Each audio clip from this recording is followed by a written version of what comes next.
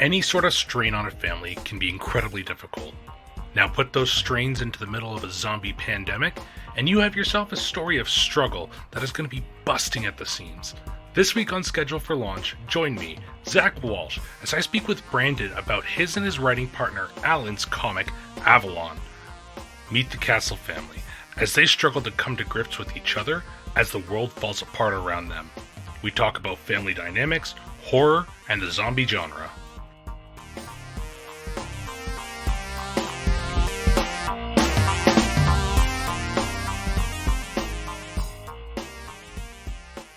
Welcome to Schedule for Launch, a podcast to discover the projects that you may have missed. This week, I am incredibly excited to be joined by another comic creator who is one part of a team making a very cool comic. Brandon, thank you so much for joining me on the show this week. Thank you for having me. So we're going to get into what your project is very soon, but I got to say, I'm super pumped for it. I was really happy to see that you guys funded. And I'm so excited. So, listeners, when you are hearing this, Avalon, as you will know, Avalon number 2 has already funded. So, get excited because that means that you'll be able to ensure that you get your hands on this product. It's looking amazing. I love the style, and I'm very excited to read both part 1 and part 2 of what you got so far. Oh, of course. Yeah, I'm excited to get it in a physical form, too. Nothing was more exciting when we did the original Kickstarter for issue 1 earlier this year. When we funded that and we finally got issue 1 in hand, it was awesome. You know, seeing it digital form is cool, awesome, and all that stuff. You got this thing, it's coming to life. But there's just something about it when you get it in hand. It's just an awesome experience. It's almost like an accomplishment. It feels like, give yourself a pat on the back. It's here. It's just a nice, weird, exciting feeling that you get, for sure. It's probably a little surreal too, eh? Oh yeah, definitely. Especially for issue 1, when you get that first issue out of the way, it definitely is surreal. This team that we kind of got together and we're all putting in hard work. We're all doing our part, and then you finally get it in hand. It's an awesome feeling. It really is. And we're going to dive into that a little bit more very soon. But Brandon, before we really get into it, can you tell the audience a little bit about yourself? Yeah. So my name is Brandon Starocki. I am the creator/writer of Avalon. For as long as I can remember, I've been a big movie guy, all that stuff. I'm a big movie guy. I'm a big zombie genre guy in itself. I've always had a creative kind of mindset. Way back when I was in high school, it's kind of like when this Avalon, before it was Avalon, kind of came into mind. I've had a bunch of ideas that I kind of wrote down and all that stuff. So I've always had that kind of creative mentality. As I got older and met Alan and all that stuff, I really started putting those into action rather than just thinking creatively. And he helped me kind of do that, where I have these creative thoughts, and he's helping me put them into action, kind of like I mentioned. So with all that being said, it's finally happening. I've always had a dream of being a director in Hollywood and all that stuff. So this is another step towards that kind of goal that I've had way back in high school to kind of get there. And basically, those are just little things about me that kind of lead me into this project that I'm working on right now. It's super exciting too. You guys have little bios on your Kickstarter, and just to get to know you two a little bit about your work ethic and your inspirations and such. But I know he's not here. Can you tell me a little bit about Alan too, just so people kind of know the other half of this writing team? Yeah. So Alan, he again, it's kind of similar with me in the creative mindset. He had projects that he worked on in the past before we met. He kind of real life happened, and then you kind of have to get your job, and then kind of deal with bills and all that stuff. So that kind of got put on hold for a while, and then finally we met each other. So then that kind of re-sparked the fire for him. And he's somebody, as it's mentioned in the Kickstarter, he's somebody who loves music and all that stuff. So that's a real drive for him. But having those experiences that he's had in the past, it was very easy for him to kind of, I don't want to say very easy, but he knew kind of the road and what was expected of a creator and all that stuff, to kind of those obstacles that you had to go through. So that was very helpful for me to kind of know that and or have him know that and then kind of tell me and how to guide me through that to get me here today and continuously learn from him as time goes on, and then from others as well. That when this project and I talk to more and more people, knowing more people, it helps me learn more and more. I like to be as much as a sponge as I can to kind of take all experience around me. Yeah, I can definitely tell that too. You've done a number of interviews to talk about Avalon. Once again, listeners, down in the show description after you finish this episode, there is a link to the Kickstarter. Make sure that you go and check out some of the other episodes for this because they are also chock full of really good content with some people who are a lot more knowledgeable about comics than I am. Yeah, And right. and they're just like really well done. Some of the questions asked are absolutely phenomenal. So working out questions that wouldn't double up, definitely definitely something I had to aim to do. Brandon, if you don't mind me asking, before we really get into what Avalon is, can you tell me, because you've mentioned it a couple times, but how did you and Alan meet and start working on Avalon? So we met in a program way back then that we both were involved in and all that stuff. So as we kind of did that, we kind of grew a bond with each other. We became friends. So after all that time together, and then we started working together. And after the working together more, and then we really started at work. Starting, hey, we both have these similar things. We want to do this. I've done this. He's done this in the past. So putting those thoughts together and like, okay, let's do our own thing. Let's do our own thing. And that's where the 1282 Productions kind of comes into play, where you see that on the cover of Avalon. You'll see it in the top left, the 1282 logo. That's our brand. That's our production label that we're really trying to push forward alongside with Avalon and the project that's kind of under the radar right now that he's working on. It's not public right now.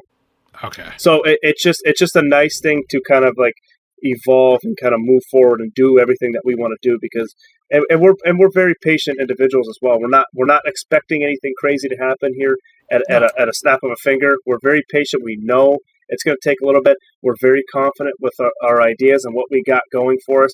And we're very excited as well. That's most important too. We're very excited to kind of show everybody what we've been working on and all the hard work we've been putting into all this stuff. It's very exciting. It's very cool. I cannot wait until all this stuff starts to kind of go downhill, or not downhill, snowball, not go downhill, and it's just scratch and done. No, but it starts to start moving and taking the path it's supposed to be taken, and then everybody gets to see what we've been working on, and that's the best thing when other people see it and then they actually like it. Puts a smile on people's faces. That's the reason why we do it. That's so good. I love, and I told you this before too when we were kind of talking before this.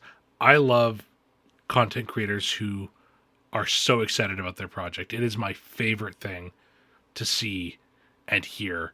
Just like the amount of enthusiasm that you guys have for Avalon is like straight up palpable.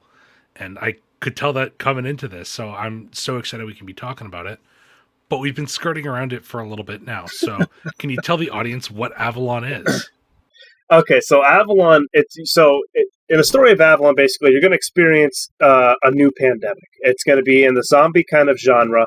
Now, that doesn't mean that you're going to get your traditional zombies. So, and I can't explain too much about what our zombies are going to be. Mm-hmm. That's going to be illustrated through the story as time goes on. There's going to be traditional values that we hold in our zombies. I guess I'm going to put the bunny ears around that. But there's also going to be a unique touch that we kind of got as well. So basically, with that being said, we're jumping to this new pandemic. You're following this story through the eyes of the Castle family, and basically you're gonna find out early on that life before the apocalypse was hard enough for them. You're not. It's not this very happy family. Everything's going well. Everything's great. You're kind of getting started off early on that something's wrong with this family. There's these splinters in their relationship. You're going to start finding that out as the story progresses as well, issue to issue. But then, so now when you hit them, you punch them in the face with a pandemic, you got to confront those issues head on. You can't, there's no ignoring your family for a month at a time or whatever, and then finally going to a birthday party and then hashing it out or whatever it might be. You got to hash it out now on top of a pandemic that's happening. so as the story goes on, you're going to understand the fractured bond between the three brothers and all that stuff. So it's kind of a newish way. There's going to be new things in this story that you haven't seen in the zombie genre. And like I've said in past interviews, though, is I've watched a lot of zombie genre apocalyptic kind of stories, and every single time I've enjoyed a lot of them, but I feel like there's always been this one little thing that's been missing in each one of them, or a couple little things that's been missing. So I've taken those and I've applied it into Avalon, and we're really going to illustrate that as time goes on. All those little things that I thought were missing, and that's what I think that makes Avalon so great, are those little things that were missing in the past stories. Because a lot of those are great, but it just didn't get pushed over the cliff because they're missing these couple elements that are going to be put into Avalon. I think I don't remember if I read it or if I heard it in one of the other interviews, but I heard that one of the things that you really like is the survivalist element of Mm-hmm. these sorts of stories. And I know for myself, at least, The Walking Dead, specifically Robert Kirkman's comic, the realism in that, especially compared to the show at times, um, Yeah, yeah.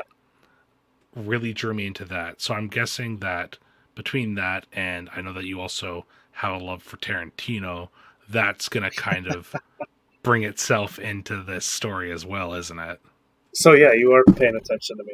Yeah. So the I do my Tarantino thing for research. yeah, right. The Tarantino thing for sure. I love all of his project. I love his writing process, all that stuff. The realism he brings to his characters. It just and the entertainment that he brings into his characters. He has so Mhm. much love and dedication to his characters, and that's something that I try to bring into Avalon's characters. And with Robert Kirkman, you have to.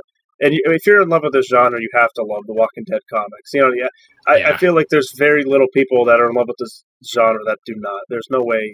I've never met anybody like that. It's just he did such a phenomenal job, the survival aspect of it all, and of course, I'm a big fan of the survival aspect. It always back then, I always had that question, that dawning question, what would I do in this kind of apocalypse? And obviously, that influenced Avalon as well in certain ways. But it always, I feel like it's a nice question to ask yourself, especially when you're into the genre. Like, what would you personally do? Like, what would happen? Hmm. And yeah, he has a lot of influence alongside with Quentin Tarantino for sure. One of the things you had mentioned a little bit earlier is that this is kind of the story of a broken family, or at least a strained family, I should say. Not broken, but strained. Can you tell us just a little bit about the Castle brothers, who they are, and maybe just like a point or two about each of their like personalities or how audiences might identify with each of the brothers? Yeah. So first and foremost, I'll start with Andy. Andy is the oldest brother. He is a law enforcement officer that uh, you will meet in issue one. He's, you could tell, a very basic thing. You could tell that he's feeling bad for something that he's done, and it's kind of showing in issue one. We're not giving you a lot of answers for what it is, but you can tell by reading it.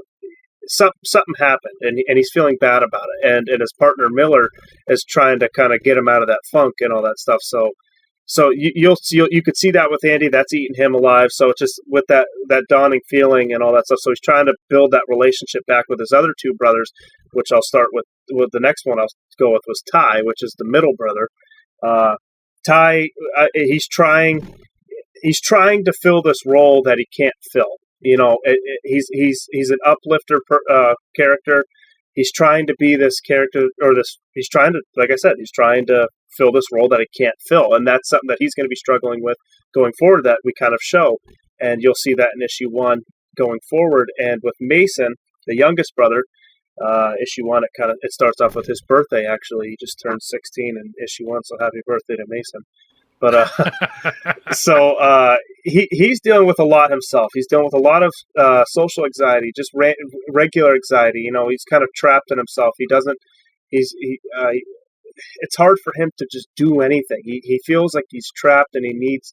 There's a bunch of brick walls around him that he can't break, and that's something that you're going to see Mason deal with uh, going forward. And I feel like with Mason's character, it's going to be It's going to relate to a lot of average people, like who dealt with, for instance, with COVID.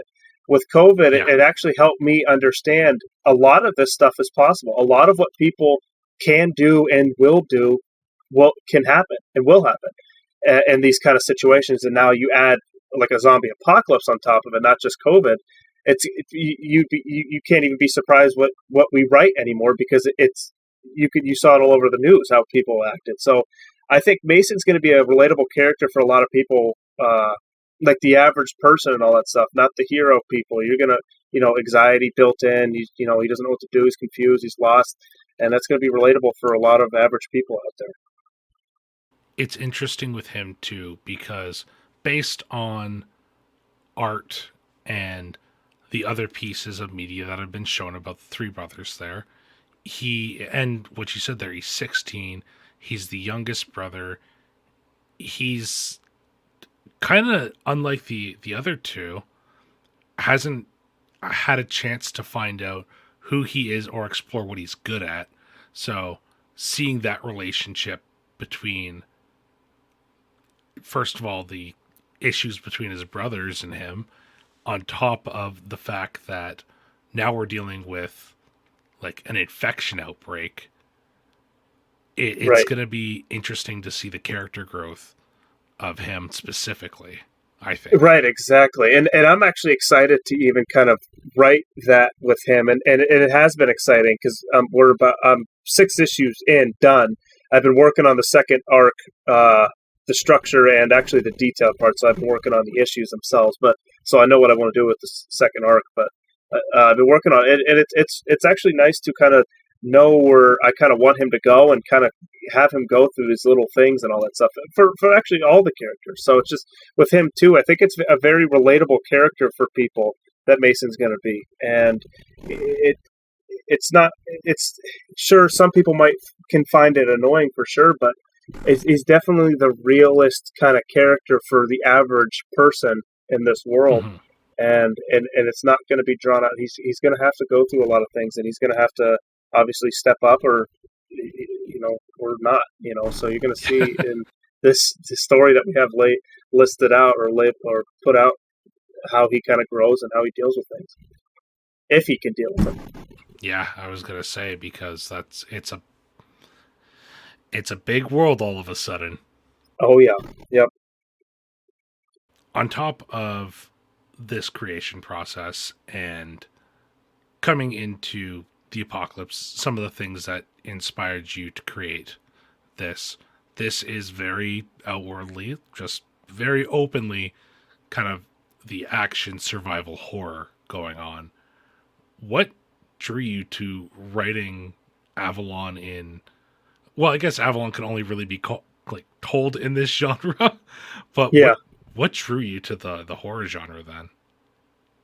Like what drew me into like the horror zombie genre and all that stuff. Yeah, yeah. I guess it was just the absolute love for zombie genre in itself. I was a big Walking Dead show person. I Mm-hmm. basically almost grew up with it because I'm 25 now. So 11, 12 years of my life, of my Yeah. older life, it started. I still watch it to this day. It just it's been a part of me. And I've always loved the show. And then like I said, I've always loved the genre. I've watched things like 30 Days of Night, Stakeland, and Dawn of the Dead's obviously, all those zombie movies. So it's just like it's been setting. I love the genre, and I've always had that question, like I've mentioned. What would I do What in would the I do? situation?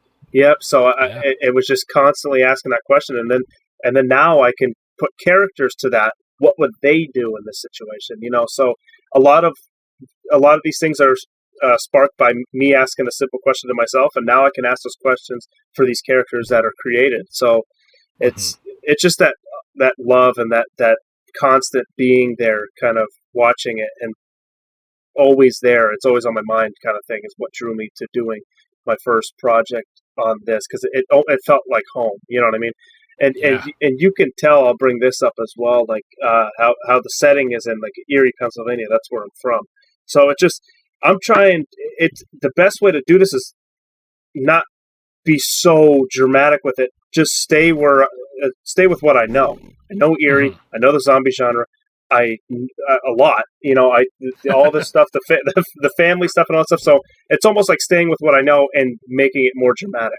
Do you see what I'm saying? So that Yeah, I was a get lot that. easier for me. It was a lot easier to do that and and that's what makes me more confident in this project. So I'm not going out of my element so much, especially for my first project. Not that I'm like opposed to going out of my element, but I think for my first project and to really push this is a perfect way to do it. The way we have it all done and structured out. You're talking about the format and stuff and how you wanted to tell Avalon. One of my favorite little questions that came up for me while reading the Kickstarter was that there was some discussion about what form of media Avalon would be. So, was there like a part when you guys were talking about writing this where it wasn't going to be a comic then, or has it always been Avalon will be a comic book? So no, the original idea was for when it was just me thinking of these ideas. It was supposed to be a movie, and I didn't know what to Okay. do with all that. So I'm like, okay, I don't know what to do. And I was a kid; it's too hard. I threw it away. So Hmm. and then obviously I met Alan, and that's when we started brainstorming all this stuff. So then the novel idea came up because that would be probably the cheapest overall. Yeah. But I'm a very visual person. I don't like reading a bunch of words on paper. It's just it's that's too Yeah. much, and I can never get into it when I'm reading a book like that. And part of it is because I am visual. I need to see things. I need to watch things and see pictures. I'm very Yeah. visual.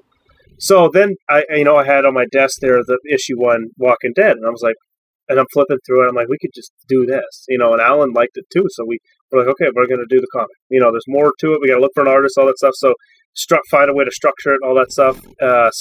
Then it really started to make sense more and more as we kind of were really starting to format the issue to Hmm. issue, and then finding an artist and doing all that stuff. But it definitely was not going to be a comic. But I'm glad we went with the comic. Speaking of artists, Demetrius has. Am I pronouncing that by the way? Is that correctly? Demetrius, yep. Demetrius. Okay. Demetrius has a killer style Oh for yeah. what you guys have put down. The image of the woman in the doorway is terrifying. Oh yeah. And like there's like it's like a westernized Junji Ito kind of thing going on, if you know who that is. No, but it definitely Okay. new to me. They're a super popular manga creator from Japan Okay, that makes incredibly disturbing horror. right up my alley. Yeah, so highly recommend reading it. Terrifying. But how'd you guys come across Demetrius? So it was basically just trial and error. I would go on Instagram. I looked up the hashtag. I believe it was comic book artist. I can't remember the specific hashtag I was really going on, but I looked up Yeah. a hashtag. I was scrolling. I would scroll every single day. I would look for art that I like, click the art, look at their page, like their page. I'd message them. Basically tell them to run down what I wanted to do and all that stuff. So some would ignore me. Some would give me a price that was way too much, all that stuff. So then I finally stumbled across him, loved his work. Then immediately I knew he was going to be the guy when I was messaging him. He's such a go getter.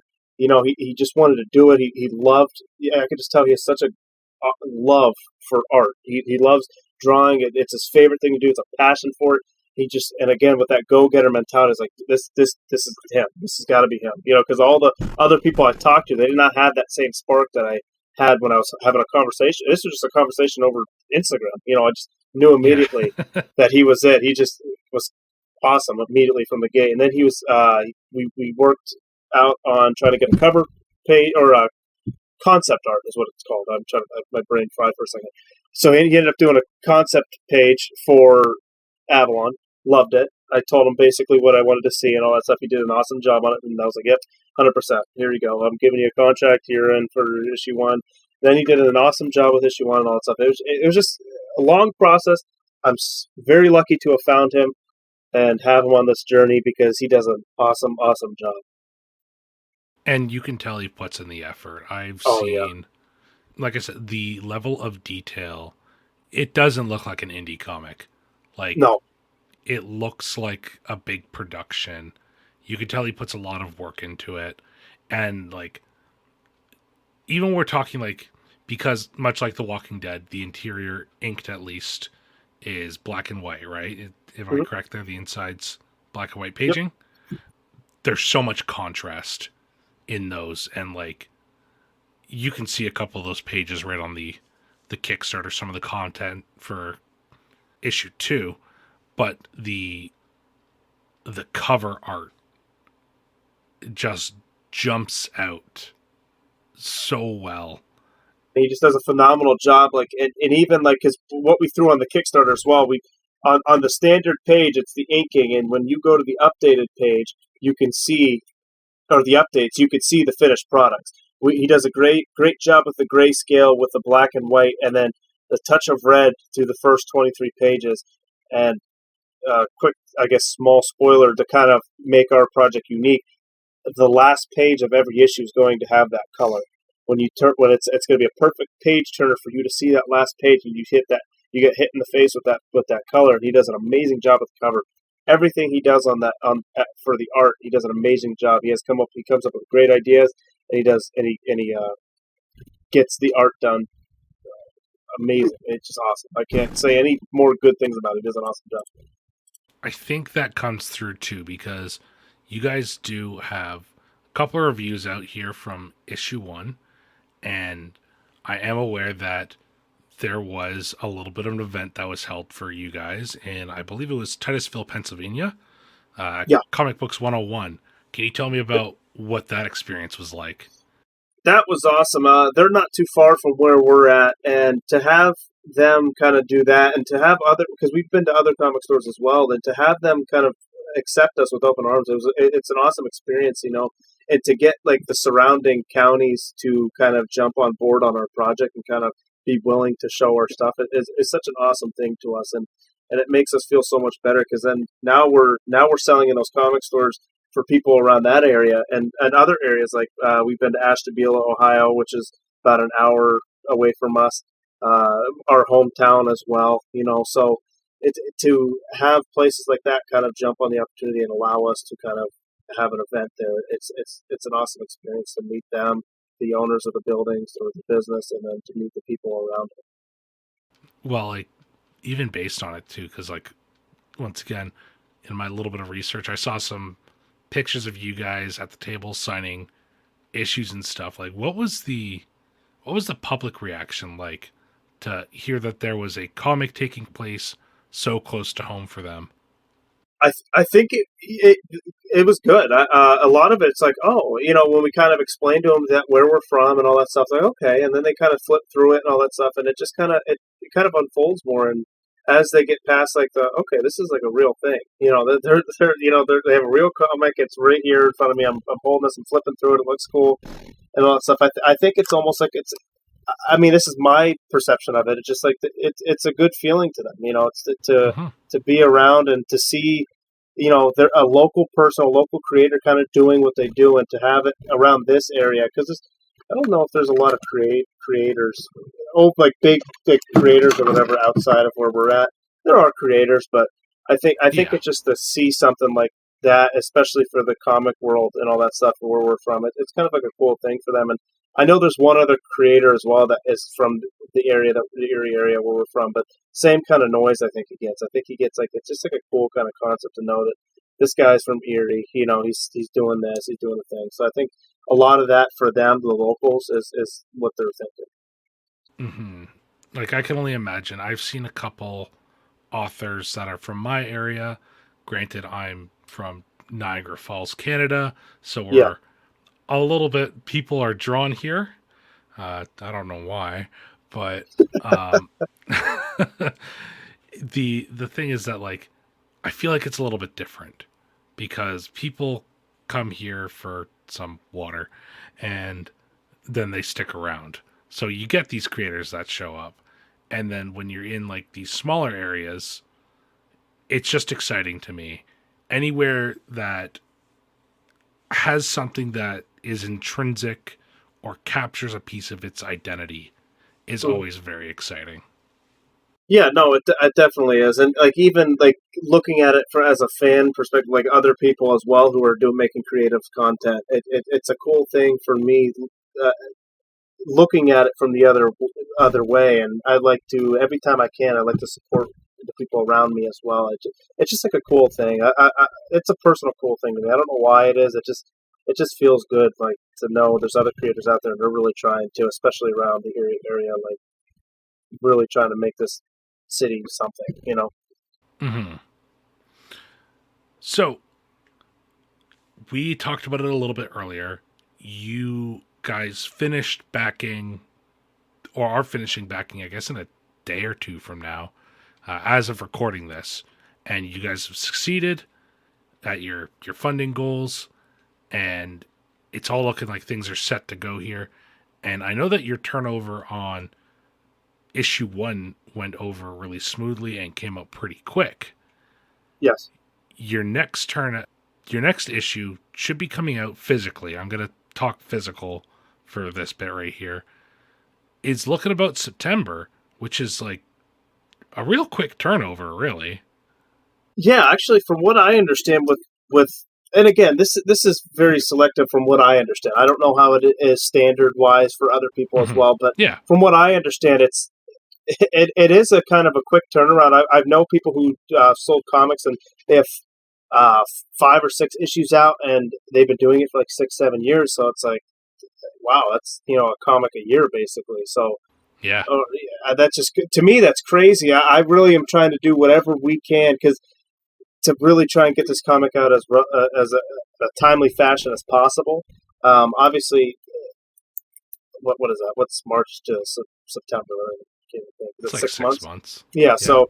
So 6 months, and a real goal of ours is trying to get 4 issues out next year, every quarter, and that's something that I'm really Okay. going to be pushing out. But really trying to get that done next year. That's a real goal of mine. That I want to get 4 issues Mhm. out next year, and I hope I'm confident we can do that with the plan that we have laid out. Uh, our like our short term goal and long term goals. I'm confident that that can be done. It's going to Yeah. take a lot of work and dedication, but I'm confident it's going to happen. Do you think those are all going to go through Kickstarter, or do you guys have some other ways that you're looking to try and get that to happen? So, yeah, some of them. I think from now on, what we're going to do is exclusive Kickstarter material. So for like issue 3, what I'm thinking is we're only going to be selling exclusive issue 3 stuff. So like you're not going to be able to buy that ever again. We're never going to sell it again. We're never going to have it anywhere. It's only going to be exclusive to Kickstarter, like Okay. exclusive covers, exclusive posters, exclusive pins, or whatever it might be. So Variants and for issue stuff. three, Yeah. so yeah. So anything exclusive is what we're going to kind of really focus on for future Kickstarters. I don't think we're going to be doing it for like a fun, because I'm pretty confident with a plan that we have coming up after this Kickstarter, which is really going to help, and we're thankful that it got funded and all that stuff with the money that we got. I think we're going to have a very good plan for getting this out there to people, so we're going to be able to make enough money and use our money in a good way to kind of make sure that the next issue is getting funded without needing the assistance from a Kickstarter completely. Okay. I'm super into that idea. Four four issues in a year is something that's super exciting, and I really hope that like the plan that you guys work, because that would be absolutely rad. Like it would be so cool to be able to hear that you guys got that many issues out in 1 year, because you're what, three, a team of 3 right now. So Team of 3, and then a couple of ghost helpers that don't want yeah, their name yeah. public. Yeah, but yeah, an official team of 3, and Mhm. it definitely is definitely it's going to be work. We know it is, but I think again, like with the plan that we have in place, I think it's gonna work out, and I'm excited to get all this stuff out next year. Brandon, do you have a rough idea on how many issues ish, or how long you want Avalon to run, or are you just gonna keep on going till you've told your story? I'm going to keep going until I run out of ideas. Basically, I have That so I was basically perfect. right, yeah. I have a basic ending right now in mind. I have so what I found out from the writing process for me, and I found this out strictly with issue one, because like I said in the past, our original draft for issue one was horrible. Could not believe that we were going to actually publish it. Sitting back and looking at it was disgusting. We literally have it in a binder somewhere. I have it somewhere in the house here to make sure we remember how shitty it was. But to go through that and to be able to stretch out that original issues into like 4 issues that we have written out right now, it tells me that my idea, the beginning, middle, end, is going to be stretched out even further. When I go through these arcs, and I have these arcs in mind right now. Each arc I could stretch out. I could stretch out separate issues when I get into the detail part, issue to issue. So it's going to go on for, like I said, for as long as I can come up with ideas that are actually good and kind of are story bit driven. They're not going to be forced and all that stuff. If it makes sense for the story and all that stuff, it's going to continue. But if I start to see it kind of doing its thing, where it's like, I don't know. So now I'm going to start writing the end. You know what I'm saying? Or say if it's 2 arcs that lead to an end. So it's something like that. I'm pretty confident I'll have a good understanding of when I'm like, okay, this is kind of where it's going to kind of end, and we'll see. And you'll see how this kind of happens or plays out. Yeah. You got to play it out to its natural conclusion, which I think is probably the better way to go about it. Right. As far as seeing the original version and then going it, you are the second comic creator on here, Sam being the other, who has told me that exact same thing. Where he got back his issue 1, and he was like, "Oh." I couldn't believe it. I literally, to this day, I cannot believe that we're going to publish it. It's so stiff. It's so horrible. Everything about it was like, wow. And luckily we came to our senses and we did flesh it out, and we do have a perfect issue 1 right now. Well, I don't want to, there are little things that I'm going to be, I critique always. I constantly critique my work. But for issue 1 being what issue 1 is, it's perfect for what it is. It really is. It tells the story exactly. It does it in a perfect way. It sets up the story. You get these characters, nice little Easter eggs in it. It has everything that you'd want in issue 1 for sure. Me just being the person I am, but there are little things that kind of hurt me, but it's definitely good for what it is. Now, do you think it coming out that way was partially because you guys were so excited to have it? Maybe. Yeah, I think it was for a long time. I mean, the reason we kind of went with it and kind of rolled with it was because at that point we knew we messed up with the issue 1, because the final copy is the 3rd draft. So we did two drafts before it, and we finally got the 3rd draft, and that's the one that you see. So I think seeing issue 1, Alan and I, the first original one, the first draft, it allowed us to go, no, we really have to critique our work, and we really took our time after that one. So we were confident with what we had at the time. I think it's more or less me just being me, and I'm constantly just trying to be better whenever I can and see little things, and just being hard on myself, and maybe I shouldn't be, but it's just me being me and my nature and all that stuff. So I don't know if it's like a real thing that other people think, if it's not, like it's just like an okay issue. I think it's a great issue for what it is, but I do think for me being me, there's always something to learn, and there's always something that I need to do better. I think a lot of people can take something away from that, though, because there are a lot of people who are listening here who will they'll either rush and put something out that's incomplete, or they'll jump the gun and release something that they're not totally happy with. So hearing that you guys had the foresight to stop and actually take a good look at it and ensure that it was something you were satisfied with can only be beneficial to Avalon as an IP in general. Yeah, it's definitely something that you don't want to overlook, because we almost did it, and good thing we caught it, because it would have been bad. So it is something. Just take your time, and it does get exciting at moments. I know I've gotten very excited at moments, especially when you start seeing it and the panels come to life and all that stuff. So, but just try to keep that feeling bottled up for a little bit longer to make sure you do have a great product that you are releasing, not a rushed product. Because everybody can have good ideas. It's not about the good ideas that bring the story to life. It's how you where you put those good ideas and how you tell the story overall. Hmm. Uh, that's the most important part of the whole journey. So you want to make sure all that stuff is where it needs to be. Speaking of telling stories and themes, there is a lot that's gone into Avalon. What are some of the themes that you're really excited to explore throughout this comic? But you're saying like the Like the family thriller kind of. bonds, like the thriller, what are some things that you want to see happen? Or like looked at, I should say. Yeah, just like you kind of said, that family bond and how they get through their problems.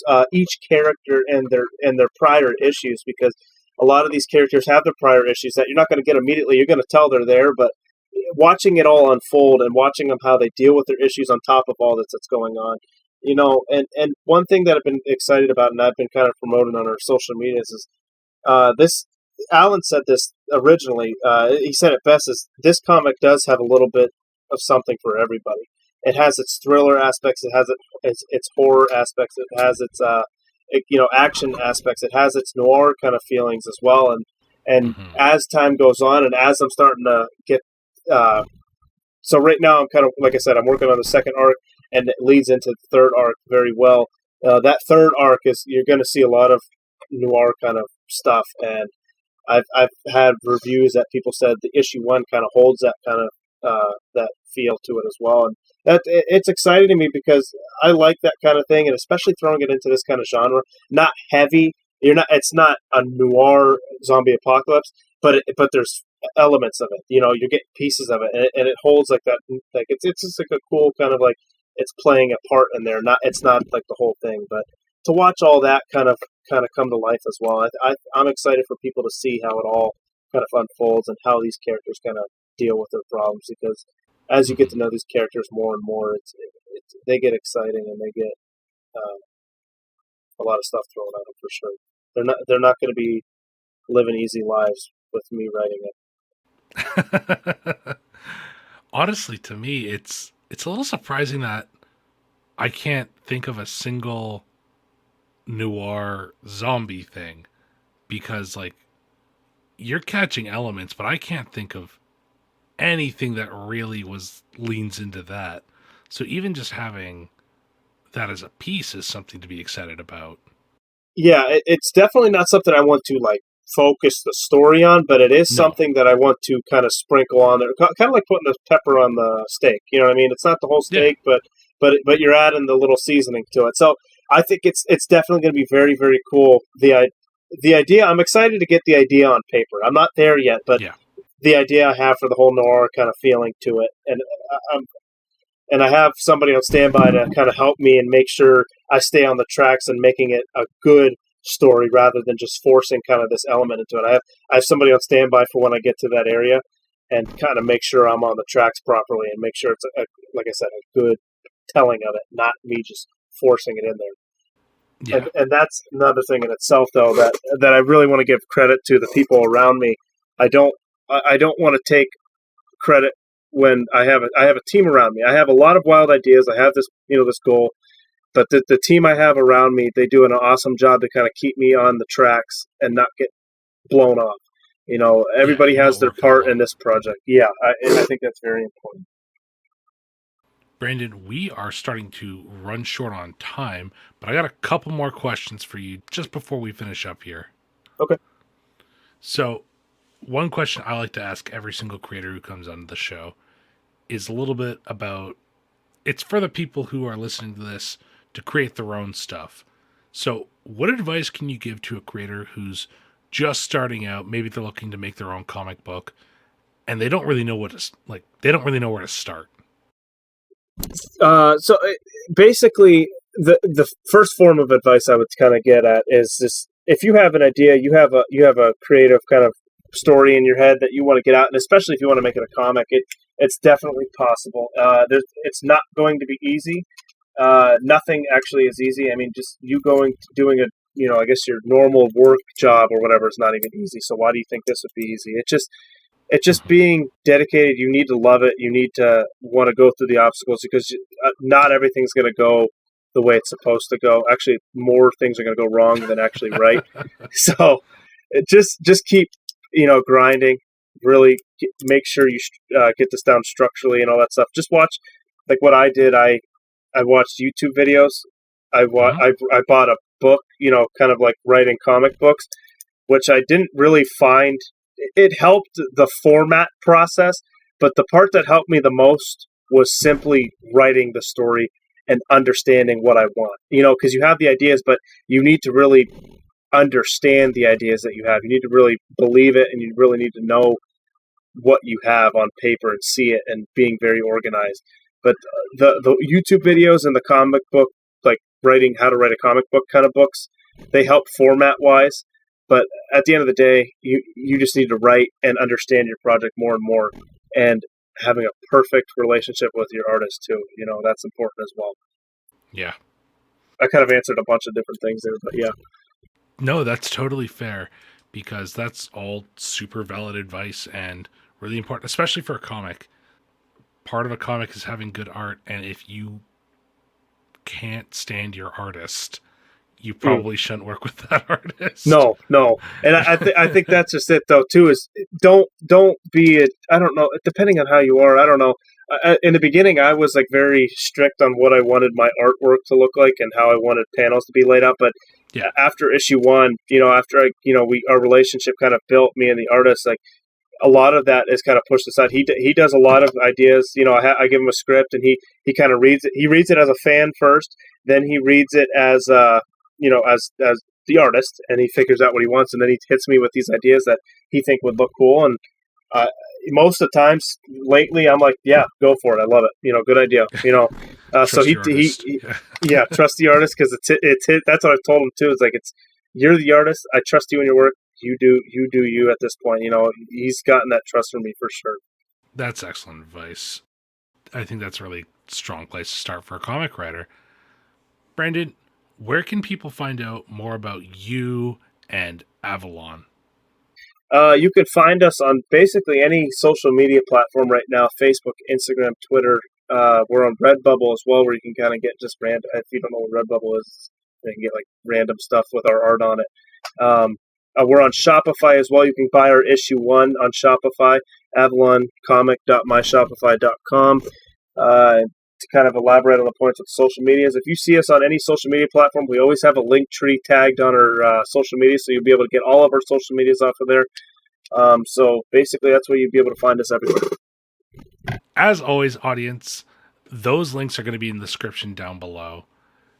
Go check out Avalon. It's fucking cool. It looks really good. And like there's just something about it. I'm a huge fan of horror. I love the concept of exploring a family relationship throughout an infection story. I think that is super unique and has so much potential to be really cool. So go take a look at Avalon and just get in there. Talk to Brandon, talk to Alan, ask them some questions. I know that they're pretty active on their socials as well. Brandon, thank you so much for joining me this week. It was absolutely awesome having you here. Thank you very much for having me. This is an awesome experience. I enjoyed this. I really did. Well, I'm glad you did. And audience, thank you so much for joining us as well. Brandon and Avalon, issue 2 is scheduled to launch very soon. So go out there, get on Shopify, go and get the digital copy, and yeah, they're scheduled to launch soon, so go and support them. Until next week, though, take care of yourselves, have a good one, I'll see you then. Bye. See ya. Thank you so much to Brandon for joining us on the show this week. Avalon is an incredibly cool comic with some of the most visually stunning art I have ever seen in the horror genre. It's super high quality and you should be on the lookout for it. As stated, issue 2 is already fully funded, but with 2023 rapidly approaching, we should get ready to see some more issues getting ready to go live on Kickstarter soon. Go follow Avalon on Twitter for more updates on this project. And audience, thank you so much for listening. We have hit past that 1,800 download count, which is so exciting for me. I know we Had a bit of a change up on guests this week, and some of you are expecting to hear from someone else, but that's okay. We'll be hearing from them real soon, as well as some other really exciting updates from me and about the show. If you like what you heard and you want to hear more from indie creators, then let me know somewhere on the internet, be it on Twitter or a review on Apple Podcast or Spotify. These things really do help the show grow, and honestly, they are a huge driving force that keeps me wanting to do the show and making sure that I can get more people on to talk about stuff. Next week, we have another very cool project that is currently live on Kickstarter to talk about, so don't miss that. Until then, though, take care of yourselves, and I'll see you on the next one. Bye!